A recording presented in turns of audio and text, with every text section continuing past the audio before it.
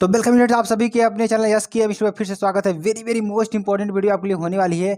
Important क्यों है कि हम आपको ऐसा टॉपिक आज को पढ़ाएंगे जो आपके एग्जाम में कन्फर्म है, 100% कन्फर्म है कि आएगा। ठीक है, और आपको आज ऐसा इसको समझा देंगे कि आपको हमेशा मरते दम तक याद रहेगा कि सर ने आप क्या बताया। ठीक है, very very most important video आपके लिए होने वाली है। शुरू से लेकर लास्ट तक आपको जुड़े रहना है और आपको चैनल को तुरंत सब्सक्राइब करना है, लाइक करना है, कमेंट करना है, बेल आइकन को दबा लेना है। ठीक है, और जिससे क्या होगा कि हमारी जो नोटिफिकेशन होगी वीडियो के आपके स्क्रीन पर तुरंत जाएगी। ठीक है, चलिए यहाँ पे पढ़ने वाले क्या है, कूलाम के नियम को पढ़ेंगे। क्या? कूलाम के नियम को पढ़ेंगे। इस नियम का प्रतिपादन क्या? इस नियम का प्रतिपादन सन 1785 ईस्वी में फ्रांसीसी भौतिक शास्त्री चार्ल्स ऑगस्टीन ने किया था। किसने? चार्ल्स ऑगस्टीन ने किया था। ठीक है, कूलाम के नियम का प्रतिपादन किसने किया? ध्यान से समझिएगा इसको, और आपको यहाँ 10 नंबर देगा जगह। वेरी वेरी मोस्ट इंपॉर्टेंट प्रश्न है। ठीक है, चलिए यहाँ क्या है कि इस नियम का प्रतिपादन सन 1785 ईस्वी में फ्रांसीसी वैज्ञानिक शास्त्री चार्ल्स ऑगस्टीन ने किया था। ठीक, किसने? चार्ल्स ऑगस्टीन ने किया था। ठीक है, अब नियम क्या है, नियम को पढ़ेंगे थोड़ा और आपको अच्छी तरीके से बताने का प्रयास करेंगे, एकदम अच्छी तरीके से। बस आप हमारे साथ जुड़े रहिए और आपको इसका जो निचोड़ है आपके हाथ में रख देंगे। ठीक है, चलिए दो स्थिर बिंदु आवेशों के बीच, कितने? दो स्थिर बिंदु आवेशों के बीच, मान लेते हैं दो स्थिर बिंदु आवेश हमारा Q1 Q2 है। ठीक, ये दो स्थिर बिंदु आवेश हैं। अब क्या है कि इन आवेशों के बीच लगने वाला बल, क्या लगने वाला बल उन आवेशों के परिमाणों के गुणनफल के अनुक्रमानुपाती तथा बीच की दूरी के व्युत्क्रमानुपाती होता है। क्या? व्युत्क्रमानुपाती होता है। ठीक है, कहने का मतलब क्या हुआ कि दो स्थिर बिंदु आवेशों के बीच, क्या? दो स्थिर बिंदु आवेशों के बीच लगने वाला बल, क्या? लगने वाला बल उन आवेशों के परिमाणों के गुणनफल के अनुक्रमानुपाती तथा उनके बीच की दूरी के वर्ग के व्युत्क्रमानुपाती होता है। ठीक है, वेरी वेरी मोस्ट इंपॉर्टेंट आपके लिए है। चलिए इसका थोड़ा आपको अच्छी तरीके से हम बताने का प्रयास करेंगे एक तरीके से। और क्या कह रहा है, पहला कथन क्या कह रहा है? ठीक है, मान लेते हैं, माना दो आवेश Q1 व Q2 परिमाण के बिंदु आवेश एक दूसरे से r दूरी पर स्थित है। कितनी दूरी पर? r दूरी पर स्थित है। यदि उनके बीच लगने वाला बल, यदि इनके बीच लगने वाला बल क्या हो, F हो, तो कूलाम के नियम के अनुसार, किसके नियम के अनुसार? कूलाम के नियम के अनुसार F is directly proportional to Q1 Q2। ठीक है, यानी यही बात कहा है कि उनके बीच का जो आवेश है, ठीक, आवेश है Q1 Q2, उनके गुणनफल के अनुक्रमानुपाती होता है। ठीक है, F is directly proportional to Q1 Q2। ठीक है, यहाँ पे समीकरण नंबर 1 हो जाएगा। अब देखिए क्या है, Q1 Q2 है यहाँ पे। ठीक है, तो F is directly proportional to 1/r²। क्या? F is inversely proportional to 1/r², यानी कि दूरी के वर्ग के, इनके बीच की दूरी के वर्ग के व्युत्क्रमानुपाती होता है। आई होप आपको समझ में आ गया होगा। इस नियम को अच्छी तरीके से समझाने में हमको हेल्प मिली होगी आपको कुछ समझने में। ठीक है, देखिए यहाँ पर F is inversely proportional to 1/r², समीकरण नंबर 2 बन जाएगा। समीकरण 1 और 2 से F is proportional to Q1 Q2 into 1/r², यानी कि इस अनुक्रमानुपाती को हटाएंगे, के लगा देंगे, F इज इक्वल टू के इंटू Q1 Q2/r²। यही आपका कूलाम का नियम है। वेरी वेरी मोस्ट इंपॉर्टेंट है। ठीक है, जहां देखिए के एक क्या है, अनुपातिक नियतांक है। जहां के क्या है, एक अनुपातिक नियतांक है जिसका मान दोनों आवेशों के बीच के माध्यम की प्रकृति तथा मापन की पद्धति पर निर्भर करता है। क्या? के एक अनुपातिक नियतांक है जिसका मान दोनों आवेशों के बीच के माध्यम की प्रकृति का मापन की पद्धति पर निर्भर करता है। ठीक है, क्या? मापन की पद्धति पर निर्भर करता है। ठीक है, अब देखिए के बराबर क्या हो जाएगा, 1/4πε0 is equal to 9 into 10⁹ newton metre square प्रति कूलाम स्क्वायर। क्या? न्यूटन मीटर स्क्वायर प्रति coulomb square upon epsilon naught क्या हो जाएगा, 8.85 4 इंटू 10⁻⁻12 कूलाम स्क्वायर प्रति न्यूटन मीटर स्क्वायर। क्या? कूलाम स्क्वायर प्रति newton metre square. Very very most important video आपके लिए होगी और आपके एग्जाम के लिए तो बहुत ही इंपॉर्टेंट है। ठीक है, चलिए अगला क्वेश्चन देखिए क्या है। अथवा समीकरण 3 से जो दिया था एफ इज इक्वल टू क्या हो जाएगा 9 into 10⁻9 Q1 Q2 upon R square. ठीक है, यहाँ से हो जाएगा वेरी वेरी मोस्ट इंपॉर्टेंट। अब देखिए एकांक आवेश क्या है एसआई मात्रक में। ठीक है, एसआई मात्रक में देखिएंगे इसको। इस पद्धति में दो आवेशों के बीच क्या, इस पद्धति में दो आवेशों के बीच लगने वाला बल क्या, लगने वाला बल निम्न सूत्र द्वारा दिया जाता है। क्या? निम्न सूत्र द्वारा दिया जाता है। ठीक है, एफ इक्वल टू क्या हो जाएगा के into Q1 Q2 upon R square. क्या?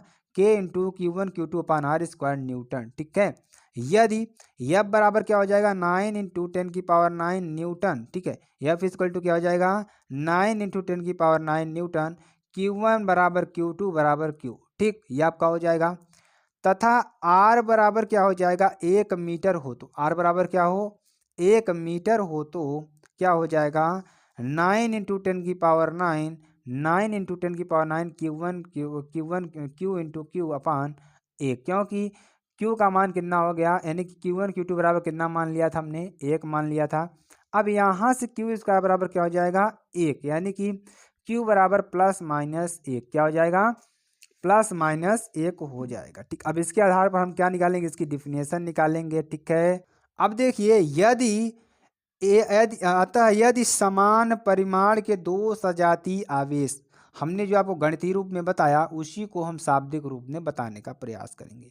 यदि समान परिमाण के दो सजातीय आवेश निर्वात या वायु में, किसमें निर्वात या वायु में 1 मीटर की दूरी पर, कितनी 1 मीटर की दूरी पर स्थित होने पर, क्या स्थित होने पर एक दूसरे को 9 इंटू 10⁻9 न्यूटन के बल से प्रतिकर्षित करे तो, कितने 9 इंटू 10⁻9 न्यूटन के बल से प्रतिकर्षित करें तो प्रत्येक आवेश एकांक आवेश कहलाता है। ठीक है, प्रत्येक आवेश एकांक आवेश कहलाता है। ठीक, चलिए तो ये आपको समझ में आ गया ना। आगे बढ़ते हैं, आगे देखिए क्या है।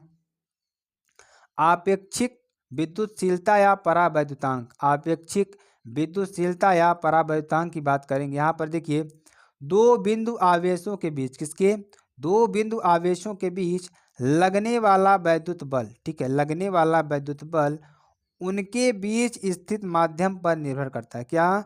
उनके बीच स्थित माध्यम पर निर्भर करता है। ठीक है, यानी कि दो बिंदु आवेशों के बीच लगने वाला वैद्युत बल उनके बीच स्थित माध्यम पर निर्भर करता है। ठीक है, आगे चलिए, आगे इसको थोड़ा प्रूव करेंगे और आपको इस तरीके से समझाने का प्रयास करेंगे। आप देखिए मान लेते हैं, माना Q1 और Q2 परिमाण के दो आवेश, क्या Q1 Q2 परिमाण के दो आवेश एक दूसरे से r दूरी पर स्थित, कितनी दूरी पर r दूरी पर स्थित हैं।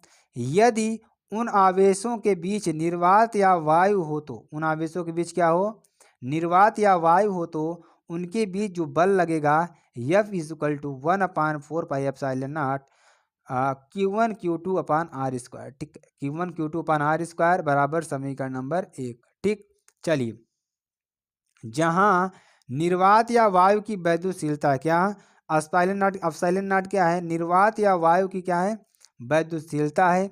यदि दोनों आवेशों के बीच, क्या यदि दोनों आवेशों के बीच निर्वात या वायु के अतिरिक्त कोई अन्य माध्यम हो तो, निर्वात या वायु के निर्वात या वायु के अतिरिक्त कोई अन्य माध्यम हो तो उनके बीच लगने वाला जो बल होगा F1 equal to 1/4πε0 Q1 Q2 upon R square. ठीक, एप्सिलॉन नॉट यहाँ पे नहीं होगा क्योंकि हमने क्या लिखा है माध्यम, कोई अन्य माध्यम हमने लिया है। ठीक है, अगर कोई माध्यम नहीं लेते हैं निर्वात रखते हैं तो एप्सिलॉन नॉट रखते हैं, लेकिन अगर हम कोई माध्यम रखेंगे तो क्या होगा यहाँ पे एप्सिलॉन सिर्फ रखा गया और Q1 Q2 upon R square के बराबर होगा। जहाँ एप्सिलॉन क्या है माध्यम की निरपेक्ष वैद्युतशीलता है। समीकरण 1 में समीकरण 2 का भाग देंगे तो F अपान F1 बराबर क्या हो जाएगा एप्सिलॉन अपान एप्सिलॉन नॉट, समीकरण नंबर 3। ठीक, अब देखिए माध्यम की विद्युतशीलता अपसाइलन और निर्वात या वायु की विद्युतशीलता अपसाइलन नॉट के अनुपात को उस माध्यम की सापेक्ष विद्युतशीलता अपसाइलन और अथवा वैद्युतांक परावैद्युतांक कहते हैं। इसे के से प्रदर्शित करते हैं। क्या से? के से प्रदर्शित करते हैं। इस प्रकार K is equal to epsilon upon epsilon not is equal to epsilon R, समीकरण नंबर 4। ठीक है। समीकरण 3 में मान रखने पर क्या, समीकरण 3 में इसका मान रखेंगे तो के बराबर क्या हो जाएगा, एफ अपान F1। क्या, एफ अपान F1 हो जाएगा। यहाँ से देखिए, अर्थात निर्वात या वायु में एक निश्चित दूरी पर क्या, अर्थात निर्वात या वायु में एक निश्चित दूरी पर रखे दो आवेशों के बीच लगने वाले बल और किसी माध्यम में उन्हीं आवेशों को उतनी ही दूरी पर रखने पर उनके बीच लगने वाले बल के अनुपात को उस माध्यम का परावैद्युतांक कहते हैं। क्या कहते हैं? उस माध्यम का परावैद्युतांक कहते हैं। ठीक है, आगे चलिए।